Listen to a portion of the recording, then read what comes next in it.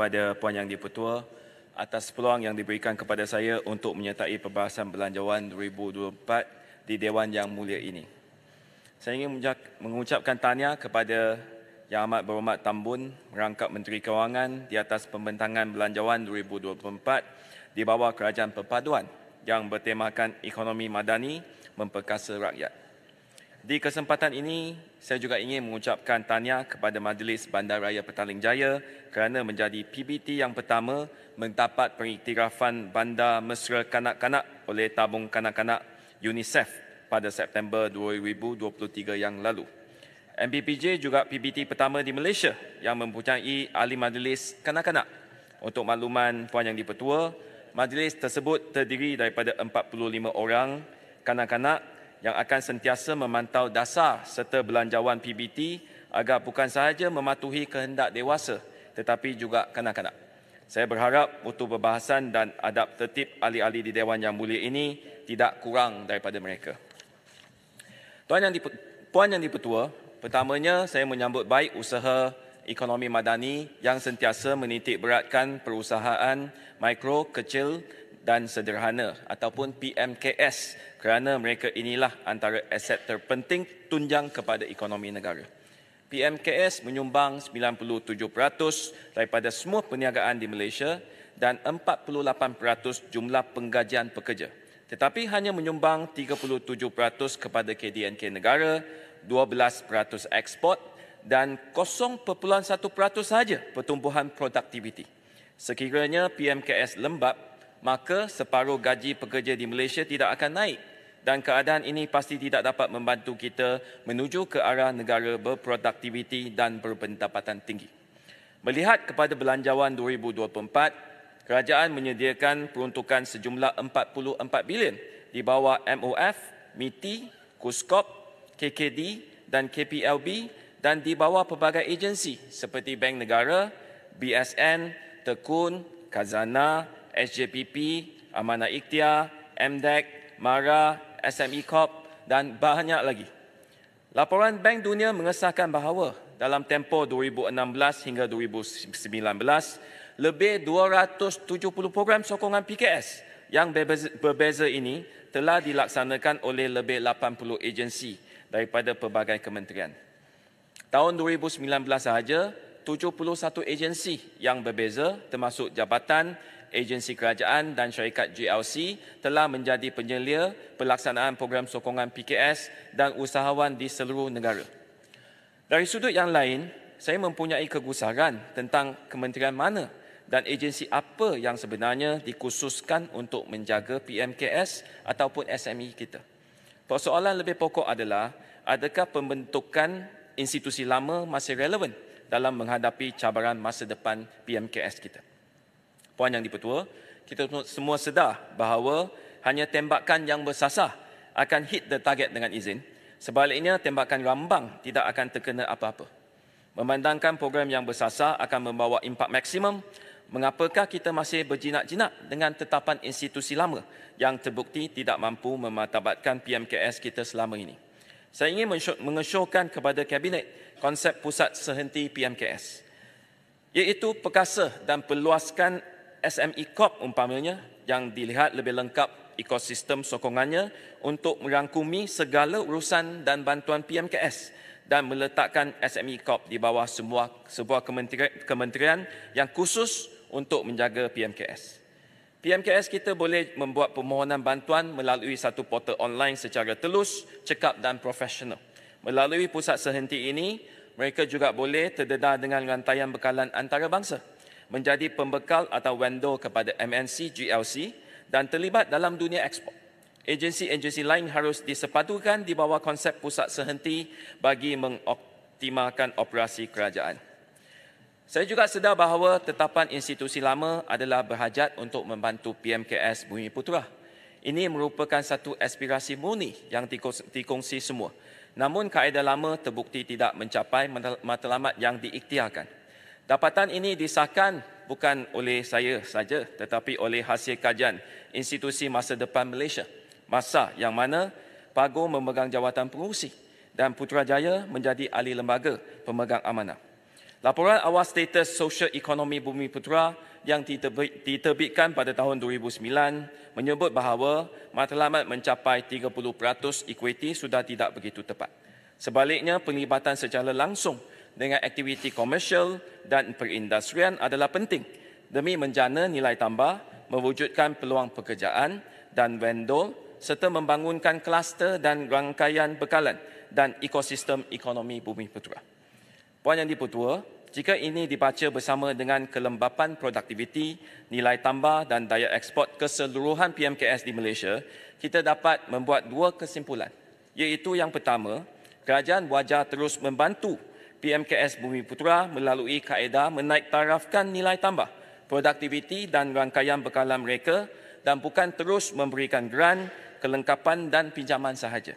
Yang kedua, kerajaan wajar meraihkan sokongan dan bantuan PKMS tanpa mengira warna kulit dengan izin PKMS agar daya saing PMKS dapat dipertingkatkan secara lebih drastik. Pendekatan baru ini akan dapat mengantarabangsakan PMKS kita dan akhirnya turut akan membantu mewujudkan PMKS Bumiputera yang lebih berdaya saing. PMKS yang berdaya saing juga dapat menawarkan gaji yang lebih tinggi kepada pekerja, yang mana majoriti juga adalah Bumiputera. Semoga pendekatan baru ini dapat menumpukan usaha kita semua untuk memperkasakan PMKS dari Johor ke Kedah, dari Kelantan ke Borneo. Saya yakin anjakan ini juga dapat melahirkan lebih banyak jago seperti Aerodyne Group milik Encik Kamaru, Skychip milik SK Fong dan Russell Taylor milik Satish Kumar. Seperti apa yang dikongsikan oleh Kamaru Aerodyne dalam wawancara beliau, beliau tidak pernah mendapat bantuan kerajaan kerana beliau, ikut kata beliau, adalah seorang entrepreneur dan bukan grantpreneur. Kerana birokrasi, pilih kasih dan ketidakcekapan telah pun menggagalkan usaha kita sebelum ini, yang dapat grant tidak berdaya, yang tidak dapat selalunya berjaya.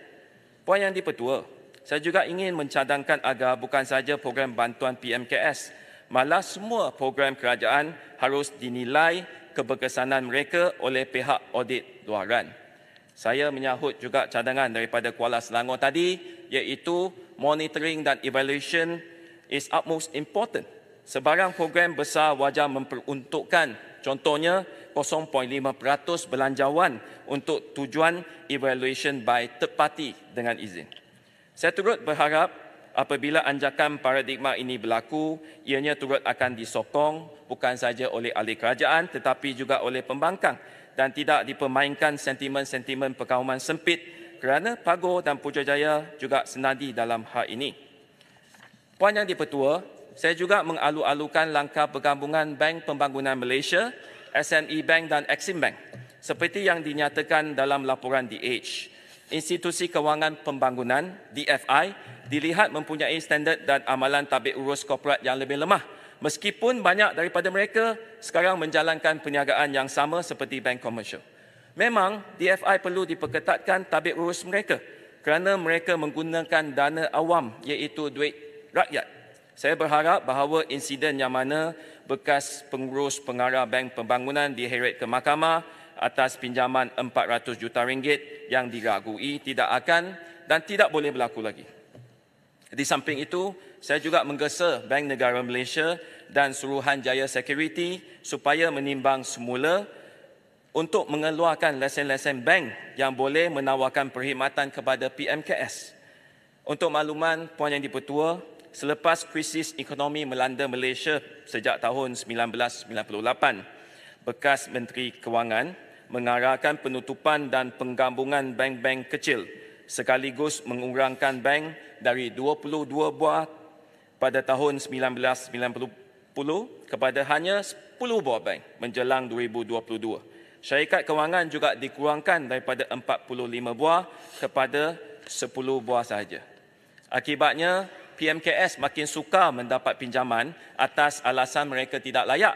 Padahalnya, bank-bank besar lebih cenderung meminjam kepada korporat besar, kepada GLC, MNC dan lain-lain kerana lebih selamat dan tidak perlu mengendalikan kertas kerja dan penilaian yang rumit bagi mereka. Saya berpendapat walaupun bekas Menteri Kewangan berjaya menguruskan empayar perniagaan perbankan beliau sehingga ke Afrika. Rasional untuk menyekat lesen perbankan sudah tidak lagi relevan. Sudah tiba masanya bank negara mengeluarkan lesen-lesen bank yang lebih supaya sektor PMKS boleh mendapat akses kepada modal dan merancangkan pengembangan ataupun proses otomasi perniagaan mereka. Puan Yang di-Pertua, kedua tentang EV. Saya melihat dasar belanjawan 2024 ini menunjukkan bahawa kerajaan komited untuk memacu pertumbuhan negara yang mampan dengan menekankan langkah-langkah insentif yang menyokong pertumbuhan ekosistem EV yang kondusif ke arah negara berpendapatan tinggi. Justru saya amat menyambut baik inisiatif kerajaan yang memperkenalkan skim galakkan penggunaan motosikal elektrik untuk pemberian rebat sehingga RM2,400 kepada rakyat yang berpendapatan tahunan RM120,000 ke bawah. Hal ini kerana Malaysia mempunyai hampir 13 juta pengguna motosikal dari sebahagian populasi penduduk sekitar 33 juta. Malaysia juga merupakan negara keempat tertinggi di dunia yang mencatatkan 83% isi rumah memiliki sekurang-kurangnya satu motosikal. Rebat tersebut akan menjadikan bahawa motosikal elektrik masih dalam kategori mampu milik dan praktikal untuk digunakan ke mana-mana destinasi sekalipun dalam aliran trafik yang sesak. Memandangkan mobiliti hijau menjadi antara bidang fokus di bawah Pelan Hala 7 Peralihan Tenaga Negara, bagi menggerakkan industri high growth, high value, Kementerian Kemajuan Kerajaan Tempatan dan pihak berkuasa tempatan harus memudahcarakan penempatan infrastruktur pengecasan motosikal elektrik. Dan saya pohon tanya bagaimana mereka boleh memudahcarakan penempatan tersebut. Kementerian Kewangan juga harus memanfaatkan perolehan awam yang mengutamakan motosikal elektrik. Selain itu, saya ingin mencadangkan agar kerajaan dapat meneliti dan mempercepatkan proses pembinaan kemudahan supaya dapat menghalalkan penggunaan kenderaan micromobility termasuk e-scooter. Setakat ini, micromobility seperti moped, PMD iaitu skuter berkuasa elektrik yang mempunyai kelajuan maksimum 50 km sejam masih dilarang digunakan di atas jalan kerana bertentangan dengan kaedah-kaedah lalu lintas jalan 2021.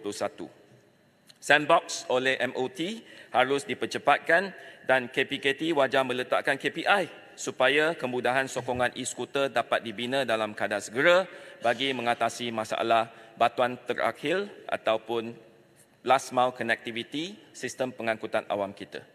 Justru dasar dan sokongan kerajaan berbentuk infrastruktur serta insentif EV yang pelbagai pastinya menarik minat bukan sahaja rakyat namun pelabur-pelabur asing oleh syarikat besar dan syarikat pemula untuk kekal produktif merancangkan pertumbuhan ekosistem EV di negara ini selain untuk memastikan negara mampu mencapai karbon sifar seawal tahun 2050.